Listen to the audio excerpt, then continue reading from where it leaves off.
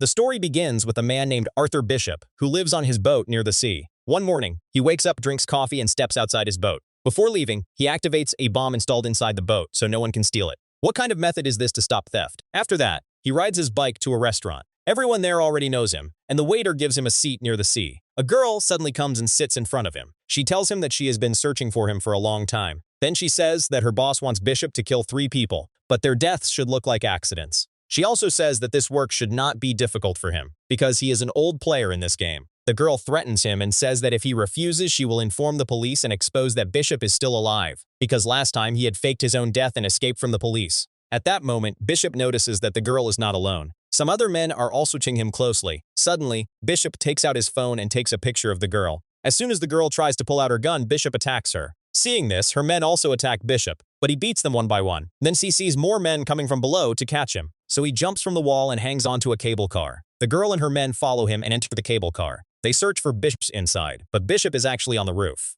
The girl fires at the roof, but Bishop jumps at the last moment and lands on a parachute. Later at night, when Bishop goes back to his boat, he sees that 2 men are already there. Without wasting time, he takes out his phone and blows up the boat. After that, he reaches a place where goods are loaded and unloaded. He opens a box, takes out his passports and documents, and burns them. Then Bishop goes to an island in Thailand, where he meets a woman he already knows. This woman owns a hotel there. She takes him to a room. Bishop opens a hidden place and takes out a bag. Inside the bag, there are many phones, weapons, and passports. He uses them to find information about the girl from the photo. Then he learns that the girl actually works for a man named Krill. On the other side, a girl named Gina meets the hotel owner and asks her for some medicines. The owner sees many wounds on Gina's arm, as if someone has beaten her badly. The owner tries to help her more, but Gina says she only needs medicines and then leaves. That night, the hotel owner sees a boat in the sea. A man on that boat is beating a girl. She quickly goes to Bishop and asks him to help the girl. Bishop agrees and reaches the boat. He says to the man, "Hey, if you are a real man, then leave this girl. That girl is Gina." But the man does not listen to Bishop and pulls out his gun. For this mistake, Bishop beats him badly and kills him. After that, Bishop tells the hotel owner to take Gina back to the hotel. Then he searches the boat and finds Gina's passport and phone.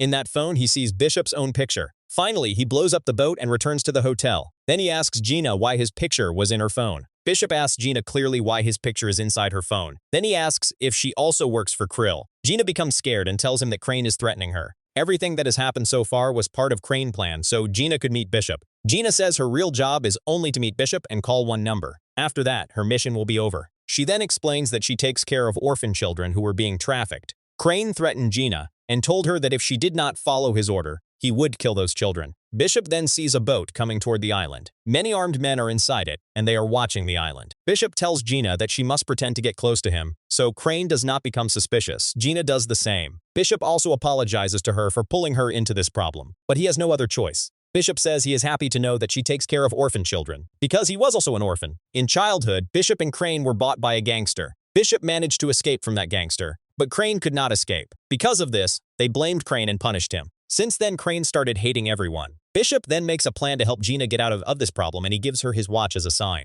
The next day, Crane men kidnap Gina. After that, Bishop calls Crane and challenges him to face him directly. When they meet, Bishop tells Crane to leave Gina, otherwise it will not be good for him. He says Gina is a good girl and she should be allowed to go. But Crane says he can release her. But Bishop must kill 3 people in cold blood. The first target is an African criminal who is locked inside the most dangerous prison in the world. Then Crane tells Bishop to swallow a GPS tracker. So after the mission is complete, Crane men can reach him. When Bishop asks for proof that Gina is alive, Crane says Bishop can speak to Gina on the phone after every completed mission. And after all 3 missions are complete, Gina will be released. Now Bishop starts his work. He finds out that the prison is in the middle of the sea, surrounded by water full of sharks. Around the prison, there are also 100-meter-high cliffs, so entering that prison is almost impossible. After this, Bishop collects information about some gangsters and chooses one man who has a tattoo on his face. He makes himself look exactly like that man. Then he buys the items needed for the mission. The next day, when he is walking on the road, the police think he is that gangster. They arrest him and send him to the prison. Inside the prison, Bishop notices that his target always moves with 4 or 5 men around him. One prisoner tells him that this man's name is Crane, and he killed the president of Liberia. Many prisoners have already tried to kill Crane before.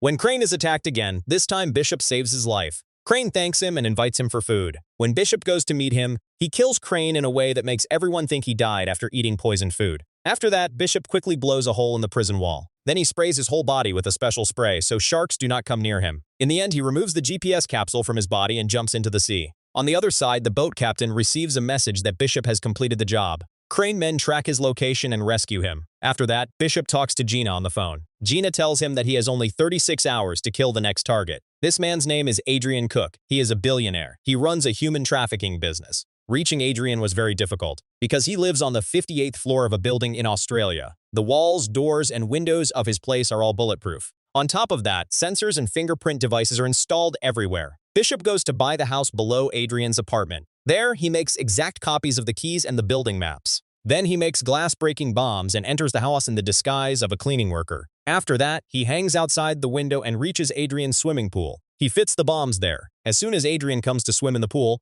Bishop sets off the blast, and Adrian falls straight down and dies. After this, Gina calls again. But this time, she smartly shows Bishop the number of the boat where she is being kept. Bishop then reaches the boat by helicopter to save Gina. He kills many armed men, but sadly, after some time, he gets caught. Then Crane gives him a final warning. He says that he is forgiving him this time. But if this happens again, poor Gina will be killed, and Bishop will be responsible for her death. Now, Bishop's final mission is to kill Max, who lives in America. Max is hiding inside a building built on top of a mountain, and that place is actually a submarine factory. Big missiles are hidden inside those submarines. Secretly entering that place or escaping from inside is impossible. Anyone who tries to enter there goes straight into the mouth of death. Bishop has 48 hours to complete this work. He gets news that Max has called for a helicopter, so he makes a plan to hide under the helicopter and reach Max. When his trick works, he jams all the cameras in the building. Panic spreads everywhere, and the guards start taking Max to a special room. At that moment, Bishop blasts the elevator. Somehow, Max still reaches the special room, but our hero is already prepared. Bishop joins hands with Max and fakes Max's death so they can fool Crane. His plan is that when Crane men come to search for Max's body, Crane will be alone on the boat. At that time, killing him will not be difficult. According to the plan, they fake Max's death. When the blast happens, Bishop saves him from the sea and takes him to an island. Then Bishop calls Crane and tells him to release Gina. But Crane first asks to see Max's dead body. Bishop tells him that the body is lying inside his submarine. After this, Crane sends his men to the submarine to check Max's body. Bishop has already placed bombs everywhere and prepared for them. As soon as Crane men reach there, Bishop shoots them down. Crane sees everything through his camera. After this, Bishop reaches Crane boat and kills all the guards. During all this, Gina also gets shot. Then Crane activates the bomb placed on the boat. Bishop quickly frees Gina and puts her inside a container that separates from the boat before the blast. After this, a strong fight begins. Bishop ties Crane with a chain and then the boat explodes. Gina survives. Later, Max's men pull the wreckage of the boat out of the sea. Sometime later, Gina is with her children. Suddenly, she sees Bishop standing in front of her. Actually, Bishop had hidden inside the boat's steel room, which is used during emergencies. Because of this, he survived the explosion.